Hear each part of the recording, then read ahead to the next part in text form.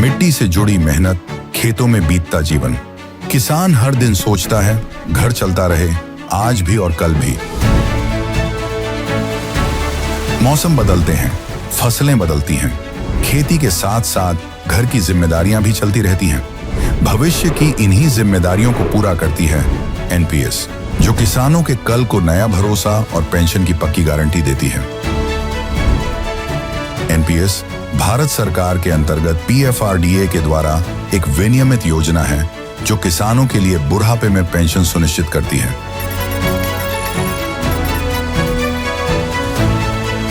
NPS खाता खोलने के लिए अपने नजदीकी सीएससी से संपर्क करें या 1800-1107-08 पर कॉल करें। पेंशन की पक्की गारंटी के लिए एनपीएस जरूरी है। भोंदू बाबा कॅप्टन खरातची करोडोची संपत्ती दिसते आहे आणि ती त्यानं कुठं कुठं कशी कशी बनवली, कशी उभी केली, याचा जर का पोलिसी तपास झाला तर पैसे कुठे फिरवले, कसे फिरवले, कोणा सोबत फिरवले, हे सुद्धा सगळं बाहेर येऊ शकतं आणि म्हणून ही महाराष्ट्राची एप्स्टीन फाईल आहे असं बोललं जात आहे। मला तुम्हाला एक थेट प्रश्न या निमित्तानं विचारायचा आहे की मुख्यमंत्री देवेंद्र फडणवीसांकडे गृह खातं आहे, त्यांनीच एसआयटी नेमलेली आहे, तपास सुरू झालाय।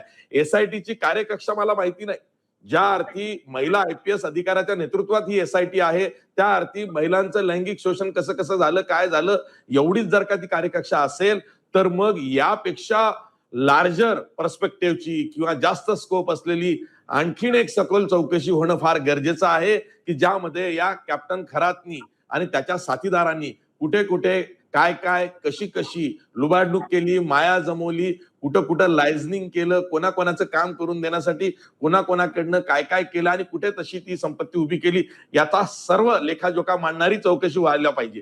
मग कोणती चौकशी व्हायला पाहिजे?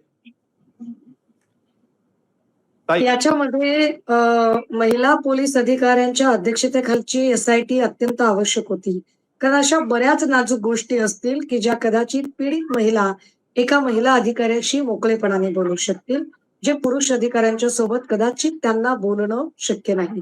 दुर्दैवाने हे सगळं त्यांना महिला आयोगाच्या अध्यक्षांशी बोलता आलं असतं, पण महिला आयोगाची अध्यक्षाच या सगळ्या लैंगिक शोषणाच्या प्रकरणाच्या केंद्रस्थानी वादामध्ये अडकलेली आहे, तर काय त्याच्यावर आता न बोललेलं बरं। पण त्याच्यामध्ये अजून वेगळी चौकशी काय अपेक्षित आहे, तर मी पुन्हा एकदा त्याच्यावरच येईल की आर्थिक गुन्हे शाखेकडून चौकशी झाली पाहिजे, आर्थिक गुन्हे शाखेकडून तपास झाला पाहिजे की किती, म्हणजे जी काही संपत्ती कॅप्टनने जमवली किंवा जी काही संपत्ती चाकणकरांनी जमवली, मला असं ऐकण्यात येते की कॅप्टनला अनेक वेगवेगळ्या प्रकारचे सरकारी निधी मिळाले होते। ते सरकारी निधी कोणकोणत्या खात्यांनी दिले, काही ठिकाणी निविदा सुद्धा भरल्या गेल्या, त्या कशा भरल्या गेल्या, कुठून आल्या, कोणत्या लोकांनी ते टेंडर पास केले, अशा सगळ्या गोष्टी आणि किती ठिकाणच्या लायझनिंग मध्ये चाकणकरांचा सक्रिय सहभाग होता, ह्या सगळ्या गोष्टी निश्चितपणे आर्थिक गुन्हे शाखेने तपासल्या पाहिजे। ताई, हा जीआर आहे माझ्या हातात, हा जीआर आहे 31 जुलै 2020 चा।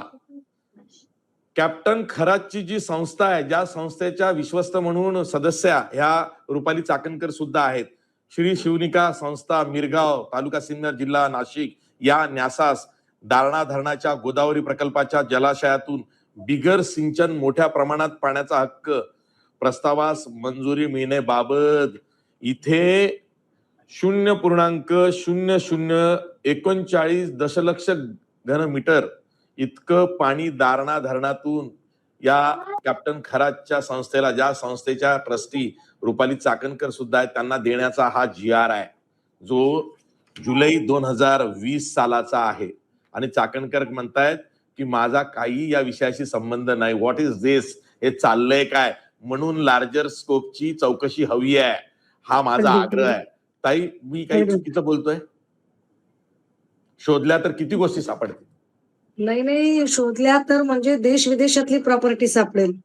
पाथर्डी, अहिल्यानगर, मुंबई, वरळी, सीफेस आणि दुबई आणि अनेक ठिकाणी ही प्रॉपर्टी सापडेल। म्हणूनच मी म्हटलं की आर्थिक गुन्हे शाखेचा या सगळ्या प्रकरणात प्रवेश होणं गरजेचं आहे. ताई, या प्रकरणामध्ये कॅप्टन अशोक खरातच्या प्रकरणामध्ये महाराष्ट्र नरबळी व इतर अमानुष अनिष्ट व अघोरी प्रथा व जादूटोणा यांना प्रतिबंध करण्याबाबत व त्यांचे समूळ उच्चाटन करण्याबाबत अधिनियम 2013 कलम 3132 अन्वये गुन्हा दाखल झालेला आहे. आणि जर का काही शोषित महिला पुढे आल्या तर आणखी गुन्हे दाखल होऊ शकतात.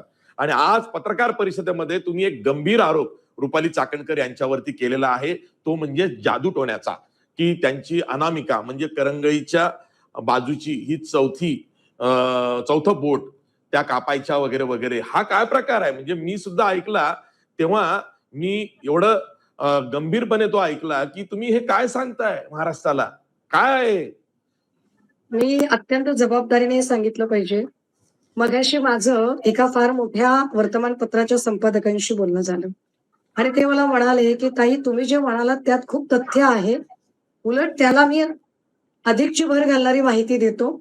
आणि त्यांनी माहिती अशी सांगितली, की चाकणकरांनी अध्यक्षपदाचा पदभार घेतल्यानंतर अशा तंत्रमंत्राची पूजा स्वतःच्या कार्यालयात सुद्धा केली आणि या पूजेला तत्कालीन ज्या आय-ए-एस अधिकारी सचिव पदावर असतात, त्या आय-ए-एस अधिकारी आणि कर्मचाऱ्यांचा विरोध होता.